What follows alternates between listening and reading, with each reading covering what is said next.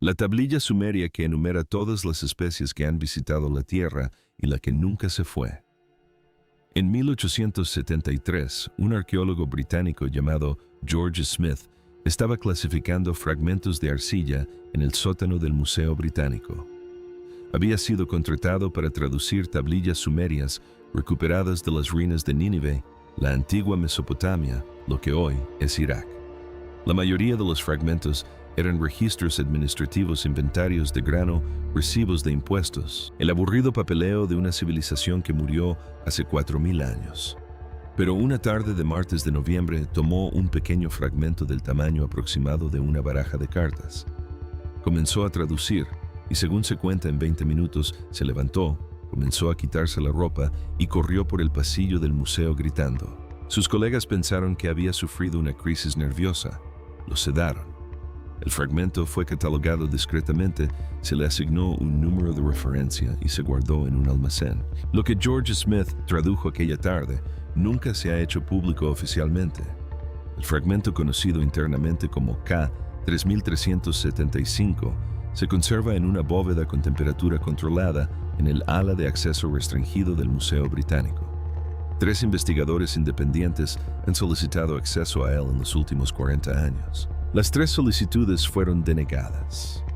Uno de ellos, el sumerólogo Dr.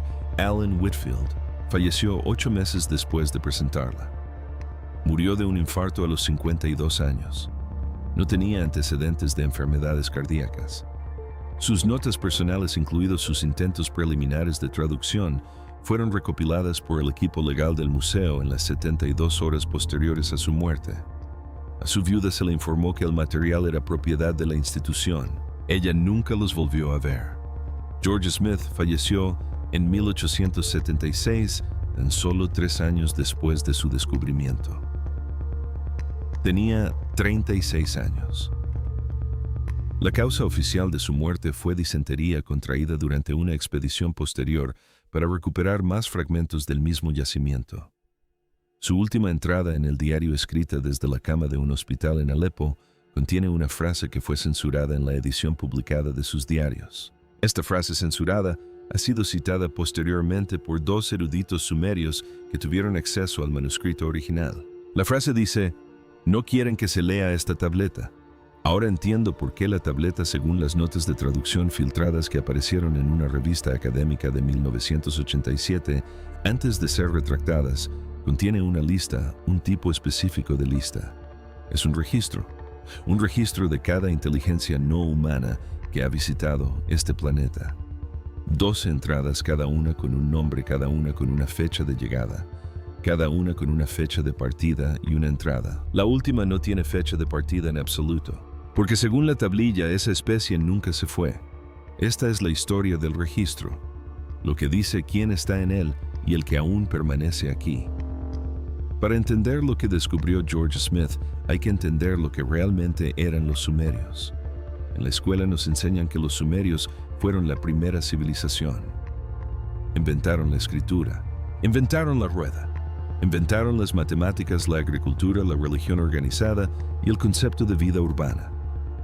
Pasaron de ser cazadores-recolectores que vivían en cuevas a una ciudad-estado funcional con 60,0 habitantes, agua corriente y un código legal escrito en aproximadamente 200 años. 200 años desde las herramientas de piedra hasta el álgebra. Ninguna otra civilización en la historia de la humanidad ha dado ese salto tan rápido. Egipto tardó 2000 años en desarrollar una tecnología equivalente. China tardó 3000.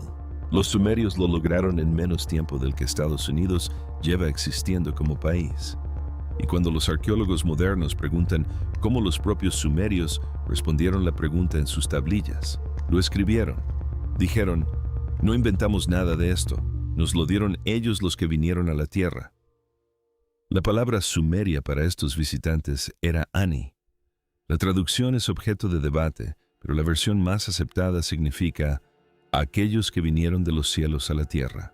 Los Anunnaki aparecen en más de 30 textos sumerios recuperados. Se les describe con extraordinario detalle.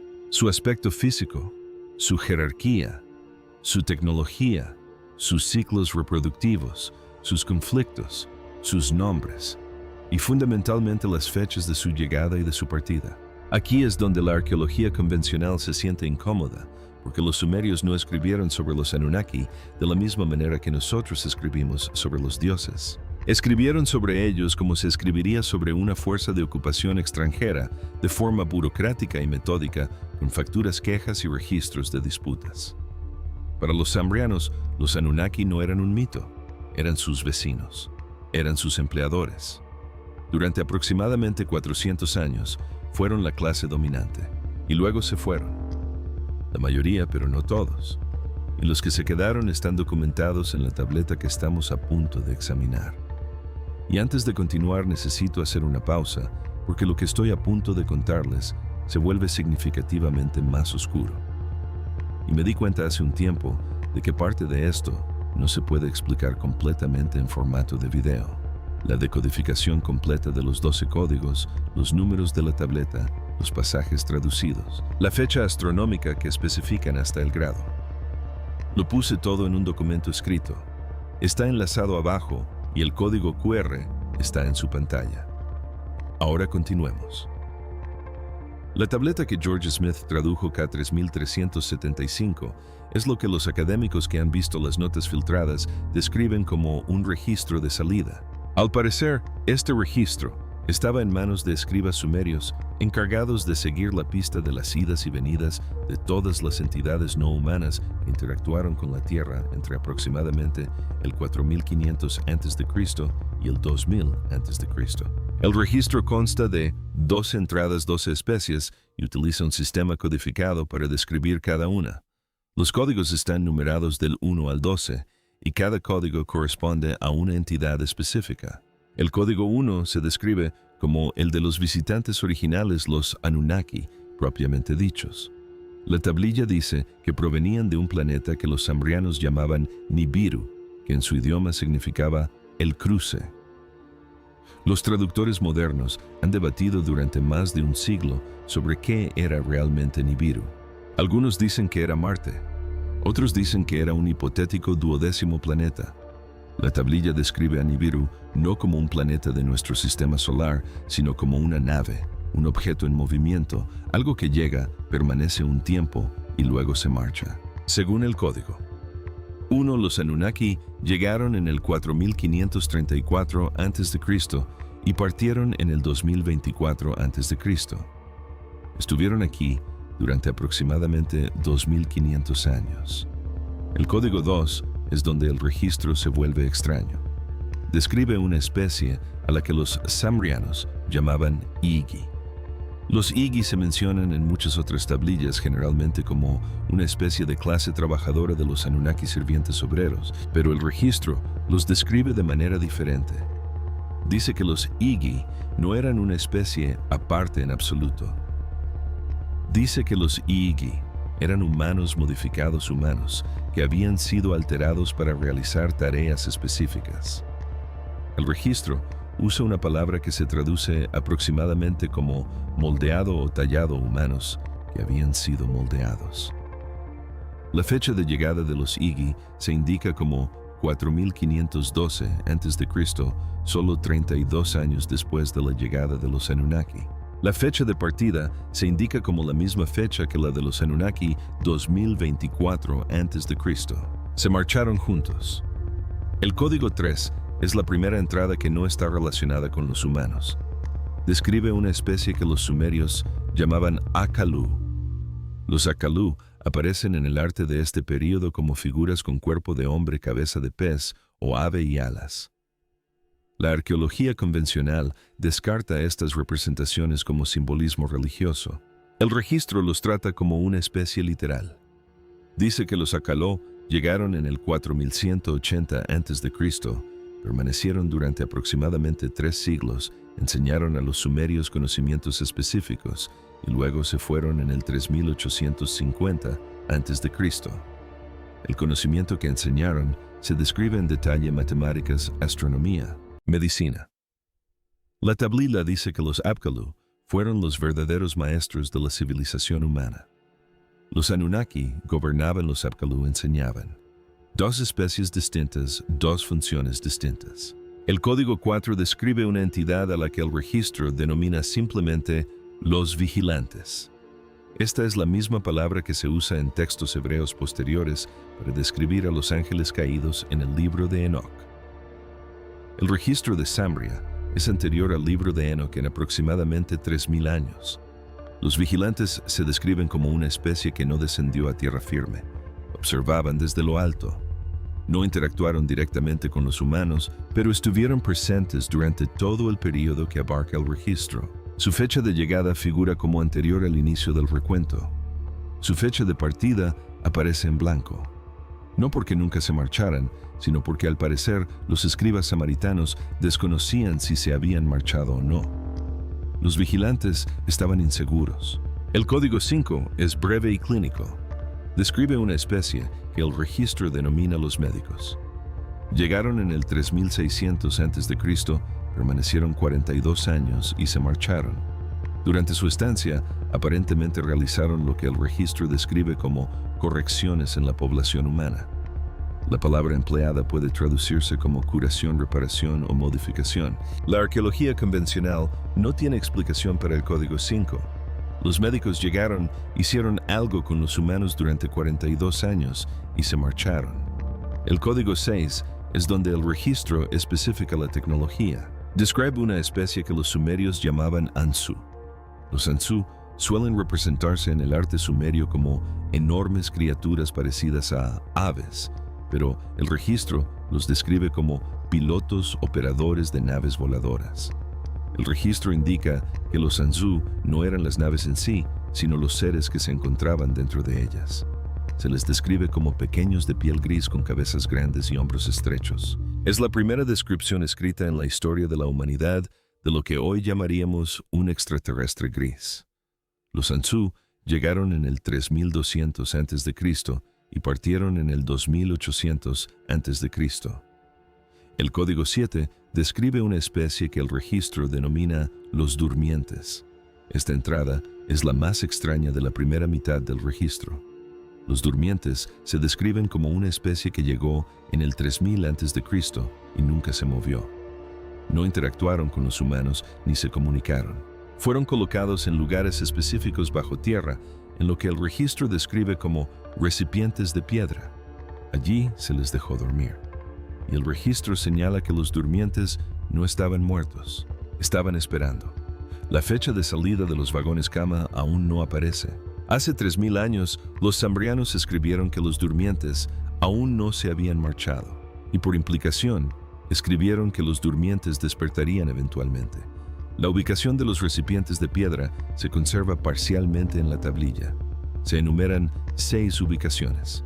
3 han sido identificadas tentativamente por investigadores y contrastan las descripciones geográficas sumerias con imágenes satelitales modernas. Una se encuentra en los montes Zagros, en lo que hoy es el oeste de Irán. Otra está bajo la meseta de Giza, en una sección que nunca ha sido excavada, a pesar de que el radar de penetración terrestre muestra anomalías subsuperficiales significativas. La tercera está en el Himalaya, en una coordenada que corresponde a una zona de exclusión militar mantenida conjuntamente por India y China. Las 3 ubicaciones restantes no han sido identificadas, pero el registro señala que los durmientes fueron colocados en los puntos más profundos accesibles del planeta en el momento de su llegada. Donde quiera que estén, se encuentran muy por debajo de la superficie. El Código 8 describe una especie que el registro denomina recolectores. Aquí es donde el tono del registro cambia notablemente. Los recolectores llegaron en el año 2900 a.C. Permanecieron durante 30 años y el registro describe su propósito como la recolección. No se especifica qué recolectaban, pero varias tablillas sumerias de este mismo periodo describen una drástica disminución de la población. Pueblos enteros se vaciaban. La gente se adentraba en el desierto y nunca regresaba. El registro simplemente indica que los recolectores llegaron, recogieron y se marcharon en el año 2870 a.C. El código NE9 Es la entrada que personalmente me resulta más inquietante. Describe una especie a la que el registro denomina arquitectos, pero no en el sentido de constructores, sino de diseñadores. Los arquitectos llegaron en el año 2700 a.C. y permanecieron aquí durante 112 años. El registro afirma que su propósito era rediseñar la estructura genética humana para adaptarla a la gestión a largo plazo. El registro utiliza un término que se traduce aproximadamente como domesticación. Los arquitectos vinieron a domesticar a la especie humana. Partieron en el 25 y el 88 a.C., y el registro indica que su trabajo fue exitoso. La cifra de población proporcionada junto a esta entrada es asombrosa. Los arquitectos calibraron sus modificaciones basándose en una población proyectada de 9.000 millones. Los samrianos escribieron hace 4.700 años que los arquitectos habían programado su trabajo para que se activara por completo cuando la población humana alcanzara los 9.000 millones. La población actual de la Tierra es de aproximadamente 8.100 millones. Antes de pasar al siguiente código, deténgase un segundo. Lo que acaba de escuchar sobre el código 9 es la parte que lo cambia todo. Pero solo tiene sentido cuando lo ve escrito junto a la notación samriana original, la cifra de población y las condiciones de activación. Toda la información se encuentra en el documento que aparece en el enlace a continuación. Tómate 5 segundos ahora mismo, descárgalo y luego regresa porque lo que sigue se basa directamente en esto. El enlace está en la descripción. El código QR está en tu pantalla. El código 10 se describe como los comerciantes. Esta entrada es breve, pero tiene un detalle específico que los investigadores han tenido dificultades para explicar. Los comerciantes llegaron en el 2500 a.C. de Britain, vinieron a comerciar. Querían materiales específicos de la Tierra que no podían obtener de su propio planeta. Los materiales están enumerados. El oro es el elemento principal. Isótopos específicos de oro. Los comerciantes lo necesitaban para lo que el registro describe como reparación atmosférica. La atmósfera de su planeta estaba fallando, estaban recolectando oro para inyectarlo en la atmósfera superior como una especie de filtro. Esto no es una metáfora. Esto no es poesía. Esto es un escriba sumerio registrando una transacción comercial. Los comerciantes llegaron, compraron oro, se fueron y partieron en el año 2480 a.C. Pero aquí está el detalle que hace que esta entrada sea extraña. Ahora sabemos gracias a la ciencia moderna que de hecho se puede reparar una atmósfera dañada introduciendo nanopartículas de oro a gran altitud. Lo descubrimos en la década de 1990. Es una técnica real. Se llama geoingeniería. Los samrianos describían un proceso en el año 2500 a.C. que la ciencia humana no comprendería hasta 4500 años después. El código 11 describe una especie a la que el registro denomina los mensajeros. Los mensajeros no son extraterrestres en el sentido convencional. El registro los describe como viajeros de una tierra futura, viajeros del tiempo.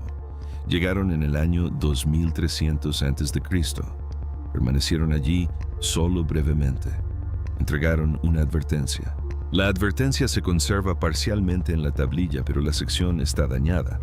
La parte que sobrevive indica que los mensajeros advirtieron sobre un evento que ocurriría en una fecha específica. La fecha se presenta en forma de alineación astronómica con estrellas y planetas específicos y posiciones concretas en el cielo. Los astrónomos modernos que han analizado la alineación descrita en el fragmento conservado la sitúan dentro de un intervalo de varias décadas. Los mensajeros regresaron a su época en el año 2299 a.C. Permanecieron allí un año. La naturaleza de la advertencia ha sido objeto de considerable debate entre los pocos investigadores que han visto la traducción filtrada. El texto que se conserva se refiere a ella como el cierre, no como el final, sino como el cierre. Como si algo que había estado abierto se estuviera cerrando. Según el fragmento, los mensajeros no advirtieron a los sumerios para evitar el evento. Les advirtieron que lo registraran, que dejaran una huella para que quien heredara el planeta supiera que los humanos habían existido, que habíamos estado aquí, que habíamos sido conscientes al menos por un instante de lo que se avecinaba. Y luego está el Código 12. El Código 12 no tiene nombre. El registro simplemente describe a esta entidad como la que permaneció. No tiene fecha de llegada porque según la tablilla siempre ha estado aquí. Es anterior a los Anunnaki, es anterior a la humanidad, estaba en la Tierra antes de que hubiera humanos en la Tierra, y no tiene fecha de partida porque nunca se ha ido ni se irá. El registro describe al Código 12 como el habitante original, la especie que estaba aquí antes que nadie, la especie que permitió que todas las demás vinieran y se fueran, pero que nunca renunció a su propio derecho sobre el planeta. Dice que las 11 especies anteriores, los Anunnaki, los Igigi, los Agalú, los vigilantes, los médicos, los Anzu, los durmientes, los cosechadores, los arquitectos, los comerciantes, los mensajeros, llegaron a la Tierra con el permiso del Código 12. Eran huéspedes inquilinos. Solo podían quedarse el tiempo que el Código 12 les permitiera. Y cuando se les acababa el tiempo tenían que irse. Los humanos, según el registro, son diferentes. El registro dice que los humanos no fueron invitados. Los humanos fueron creados, cultivados como una cosecha por los arquitectos con el permiso del Código 12. Y el registro sugiere en sus pasajes finales que el Código 12 está observando para ver en qué se convierten los humanos, si el experimento tiene éxito, si somos útiles o si debemos ser eliminados para dejar espacio al siguiente experimento. Esto es lo que George Smith tradujo en noviembre de 1873. Por eso, según se cuenta, se desnudó y corrió por el Museo Británico gritando. Porque acababa de traducir un documento que describe a la humanidad en lenguaje técnico como una especie domesticada cultivada por visitantes que viven en un planeta que pertenece a algo más, algo antiguo, algo paciente, algo que nunca se ha ido. La tablilla en sí ha sido examinada exactamente 7 veces desde 1873. Cada examen se realizó en privado. Todos los examinadores firmaron acuerdos de confidencialidad. De los 7, 3 fallecieron por causas inesperadas en los 12 meses posteriores al examen. 2 personas han retractado públicamente su creencia en la autenticidad de la tablilla. Una se ha ocultado. La séptima es el actual conservador de la colección mesopotámica del Museo Británico, quien nunca se ha pronunciado públicamente sobre el contenido de la tablilla, pero que según su propio personal se niega a hablar de ella, incluso en privado. La arqueología convencional tiene una explicación para todo esto. La tablilla es una falsificación, es una mala traducción, es un texto religioso malinterpretado como un registro histórico. Los sumerios no creían literalmente en extraterrestres. Estaban escribiendo mitología y los investigadores modernos están imponiendo un marco de ciencia ficción a lo que en realidad es solo literatura religiosa antigua. Esta es la postura oficial. Esto es lo que todo arqueólogo acreditado te dirá y puede que sea cierto. Pero hay 3 problemas con la postura oficial. El primer problema es que los samaritanos no escribían literatura religiosa de esta manera.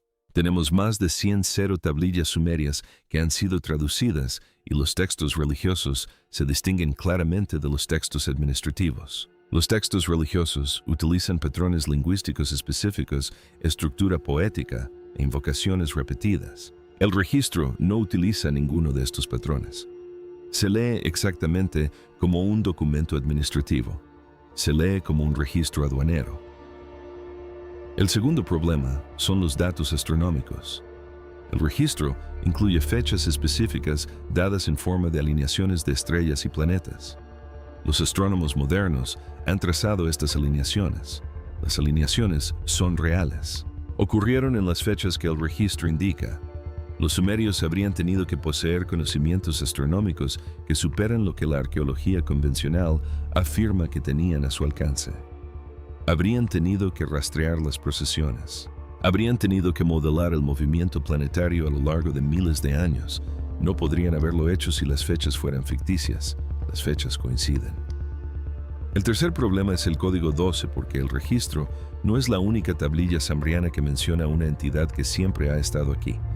Hay al menos otras 40 tablillas dispersas en diferentes museos y colecciones privadas que hacen referencia a un antiguo habitante de la Tierra. Las descripciones coinciden con la entidad que se describe como entretejida en el planeta, ocupando muchas formas antiguas más allá de la comprensión. Las mismas descripciones aparecen en textos babilónicos, en escritos egipcios antiguos, en sánscrito védico, en diosas mesoamericanas. Todas las civilizaciones antiguas que dejaron registros escritos mencionaron a esta entidad y todas la describieron de la misma manera. Así que o cada civilización antigua inventó independientemente la misma entidad ficticia, o hay algo real sobre lo que todas escribían, algo que se conocía, algo que se entendía que estaba presente. Si crees en el registro, entonces la respuesta a la pregunta de si hay vida inteligente en la Tierra aparte de los humanos es sí, y ha estado aquí más tiempo que nosotros, y está observando, y los observadores, los durmientes, los mensajeros, todas las demás entradas en el registro, vinieron y se fueron con el permiso de este habitante más antiguo, porque reconocieron que este planeta no les pertenecía. Según los sumerios, vivimos en terreno prestado y el contrato de arrendamiento puede estar a punto de vencer. El fragmento final de K3375, la sección que ha sido más dañada y es la más disputada en términos de su traducción, contiene una sola oración. La oración está incompleta, pero las palabras que sobrevivieron se han traducido de la siguiente manera: cuando el experimento termine, el que quede decidirá qué sigue. Los sumerios escribieron eso hace 4700 años. Luego escribieron 12 códigos, 12 especies y 12 historias de contacto.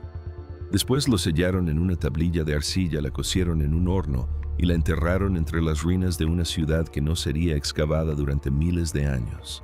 Querían que la encontráramos, querían que lo supiéramos. La pregunta es, ¿qué debemos hacer con esa información? Ya sea que debamos prepararnos de alguna manera para lo que advirtieron los mensajeros, que debamos encontrar a los durmientes antes de que despierten, que debamos reconocer finalmente que no somos los dueños de este planeta. Somos inquilinos y todo inquilino recibe una notificación. Los sumerios recibieron la suya, la escribieron, nos la dejaron. La notificación se ha entregado 2 veces. Si esto te pareció fascinante, tengo un análisis completo de los 12 códigos en el documento a continuación. Cada traducción, cada fecha, cada nombre, cada coordenada que los sumerios dejaron para que la verifiquemos. Échale un vistazo detenidamente. Suscríbete si quieres ver la próxima investigación y nos vemos en la siguiente, amigo.